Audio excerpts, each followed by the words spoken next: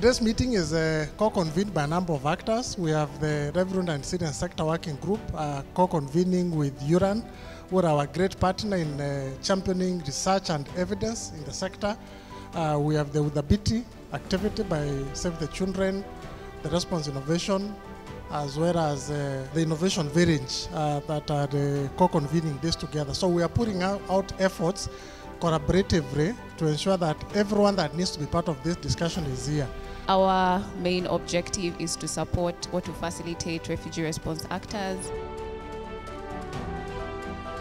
As we gather here today, it's crucial to acknowledge the backdrop against which our discussions unfold. As a representative from the British High Commission, I'm really proud to confirm our commitment to ULEARN and supporting initiatives that promote livelihoods. We all think that the best definition for this is providing a range of support services that enable individuals in the refugee context to plan, start up and grow a profitable business by improving access to training, counseling, information, markets, finance and technology. Partnerships are key. And by this we mean that we need to come together as refugee response actors, as ESOs. We're known to highly support or give support to entrepreneurs who have tech-enabled businesses. We've been doing that since 2016. We started off in Kampala, but now over the years we've been able to move and work across different regions. We're present in 4 regions now. Here in Kampala, serving the central region. We're in Gulu, serving the northern region, in Barara, serving western, and in Jinja, serving the eastern region.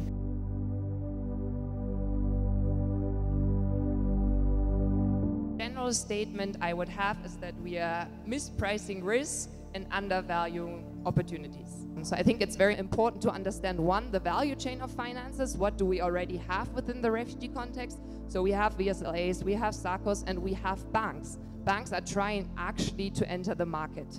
Yeah. However, most refugee-led businesses lack the assets, yeah, in order to apply for a bank loan, as well as obviously IDs, SIM cards, and so on and so on. So that's a huge gap we are facing in the market. So what can be done around the policy environment to make that easier? One, to formalize, and also to ensure that you can do things like certification and run a successful business. Social entrepreneurship comes in, and for SINA it's very, very important, because then there is the sense of purpose alignment. Uganda is one of the countries in the world that has the best refugee policy world over.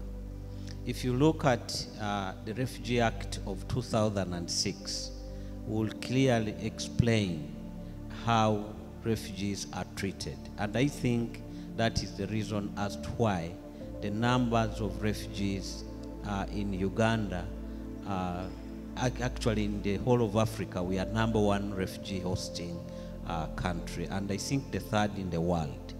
This is because of the enabling environment created under the Refugee Act of 2006.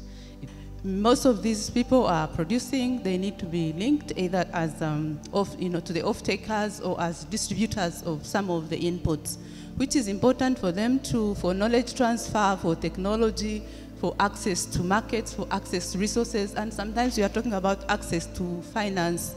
Finance might not be actual money. Sometimes if you have this relationship with the big businesses or companies, they can give you things on credit. For example, you're part of their supply chain, and it helps you grow your business. When we talk about finance, I just think we need to see what is the type of business and what is the capital requirement for the business, and how can the business actually grow. And through that we also need to project, yeah? So what is the 4-year financial forecast?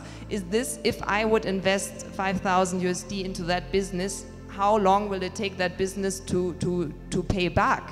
Yeah, so what's the growth rate? How is that gonna look like? And I think that's also a little bit of a mindset shift towards like, okay, we are not just giving a grant and then the money is gone, but rather like, where are we investing and what is our expected return? Yeah, impact is obviously also a return, but then we need to be very clear about our intentions. It was very refreshing listening to you and saying we want to support entrepreneurs to get an asset so that they can move on.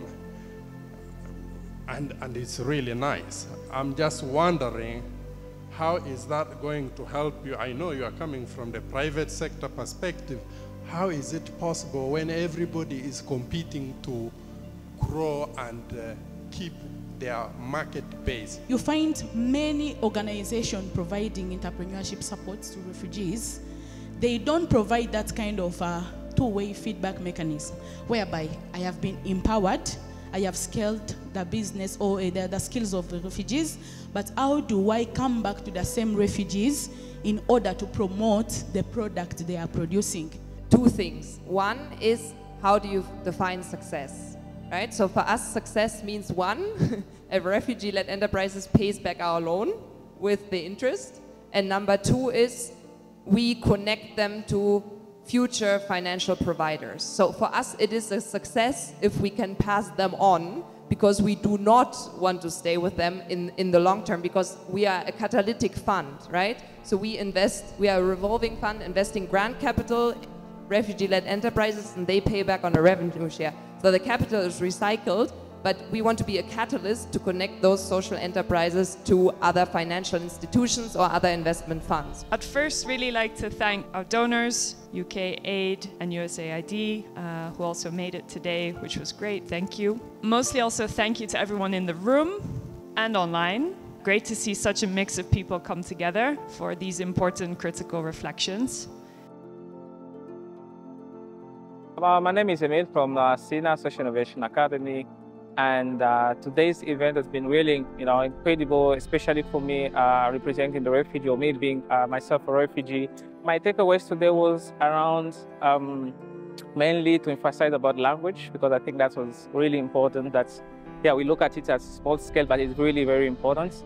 It is important when embracing this journey, you also know where can you stop and who takes the next steps. So who are those? And therefore partnership becomes important. So it is important to know each other. That's why these kind of events are important. This has been a wonderful opportunity for the refugee landscape in the country, because we are all potential refugees. But when I see organizations coming up and bringing these different partners together to work on improving refugee stay in the country, I think this is a wonderful opportunity, and I'm very sure the government is able to access this and then see how best we can develop policies that will support entrepreneurs. To attend this event, it has been really an opportunity for us to get together, learn from each other, and share our experiences in order to find better solutions to the problem affecting the people we are serving, which are the refugee and the host community. The main purpose of this convener is to bring together actors that are doing something in entrepreneurship support. So this national convener is basically to bring together these actors so that they understand what's happening and also decide on what they should do moving forward in terms of entrepreneurship support.